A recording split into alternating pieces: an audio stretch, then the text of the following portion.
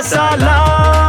ఇప్పుడు పచ్చ శనగలైనా బొబ్బర్లైనా తెల్ల శనగలైనా నల్ల శనగలైనా అన్ని అమోఘంగా అవుతాయి. వెల్, ఎమ్మెల్సీ కవిత పొలిటికల్ యాక్టివిటీ స్పీడప్ చేశారు. తెలంగాణ జాగృతి అధ్యక్షురాలైన కవిత ఆ సంస్థను విస్తరించే పనిలో బిజీ అయ్యారు. జాగృతి తరపున రోజువారీ కార్యక్రమాలను ప్రారంభిస్తున్నారు. ఇప్పటికే జాగృతిలో అనేక విభాగాలు ఏర్పాటు చేస్తారు. జాగృతి తరపున రాష్ట్రంలో రోజువారీ యాక్టివిటీ పెంచేందుకు ఇప్పుడు తన ఇంటి పక్కనే హైదరాబాద్లోని బంజారా హిల్స్లో నూతన కార్యాలయం ప్రారంభించారు కవిత. కొత్త కార్యాలయంలో పూజలు చేశారు. కేసీఆర్కు సపోర్టుగా, బీఆర్ఎస్ పార్టీకి మద్దతుగా జాగృతి తరపున నిరసనలు చేయబోతున్నట్టుగా తెలుస్తోంది.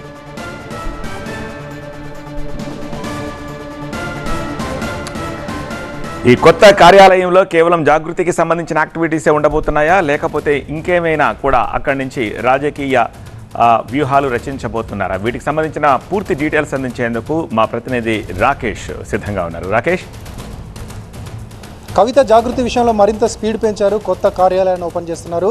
ఆమె నివాసానికి పక్కనే ఉన్నటువంటి ఒక బిల్డింగ్లో కార్యాలయాన్ని మారుస్తున్నారు. ఇప్పటివరకు ఇందిరా పార్క్ దగ్గర ఉన్నటువంటి అశోక్ నగర్లో జాగృతి ఆఫీస్ నడిచేది. అక్కడ నుంచి యాక్టివిటీస్ అన్నీ కూడా రన్ అయ్యేది. కానీ ఇప్పుడు విస్తరిస్తున్నటువంటి జాగృతిలో చాలా విభాగాలు కొత్తగా ఏర్పాటు చేస్తున్నారు. జాగృతి యాక్టివిటీస్ పెంచుతున్నారు. ప్రతిరోజు ఏదో ఒక కార్యక్రమం ఉండేలాగా ప్లాన్ చేస్తున్నారు. కాబట్టి అందుకు అనుగుణంగా ఇంటి పక్కనే కార్యాలయం ఉంటే కనుక అందరికీ అవైలబిలిటీ ఉంటుంది.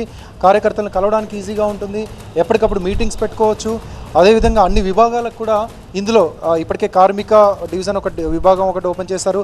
తర్వాత ఎంప్లాయీకి సంబంధించి, టీచర్స్కి సంబంధించి అలా విభాగాలు ఓపెన్ చేసే ఆలోచనలో ఉన్నట్టు తెలుస్తుంది.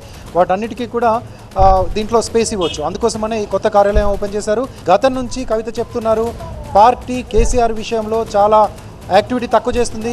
కేసీఆర్కు నోటీసులు ఇస్తే ఎందుకు పార్టీలో ఉన్నటువంటి నేతలందరూ స్పందించట్లేదు, ఎందుకు రాష్ట్ర వ్యాప్తంగా నిరసనలు చెప్పట్లేదు, ఎందుకని సైలెంట్గా ఉంటున్నారు, ఎందుకని ప్రెస్ మీట్లకు, ట్విట్టర్లకు మాత్రమే పరిమితం అవుతున్నారంటూ క్వశ్చన్ చేసింది.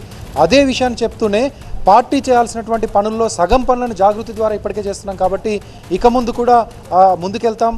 పార్టీ సహకరించినా, పార్టీలో వ్యక్తులు సహకరించకపోయినా ఇలాగే ముందుకెళ్తామంటూ ఒక పిలుపునిచ్చారు.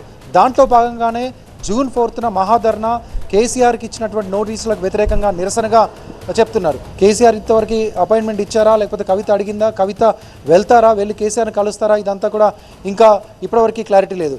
సో ఇప్పుడు ఇచ్చేటువంటి పిలుపులో 4వ తారీఖున మహాధర్నా, కేసీఆర్కి ఇచ్చినటువంటి నోటీసులకు వ్యతిరేకంగా ఇచ్చే మహాధర్నాలో బీఆర్ఎస్ని కలుపుపోతారా, బీఆర్ఎస్ కార్యకర్తలు కూడా పాల్గొనాలని పిలుపునిస్తారా, లేకపోతే బీఆర్ఎస్ నేతలకు కూడా ఆహ్వానాలు పంపుతారా, ఏంటనేది చూడాల్సి ఉంటుంది. దీనిపైన పార్టీ ఎట్లా స్పందిస్తుంది, జాగృతి కార్యక్రమంగానే చూస్తుందా, లేకపోతే పార్టీ కూడా ఓన్ చేసుకొని మరే ఏమైనా కార్యక్రమాలు చేస్తుందా, లేకపోతే దీంట్లో పార్టిసిపేట్ చేస్తుందా అనేది కూడా కొంత చూడాల్సి ఉంటుంది. మొత్తంగా రోజు రోజుకు వివాదం కొత్త మలుపులు తిరుగుతుంది, కొత్తగా ముందుకెళ్తుందనే చెప్పొచ్చు.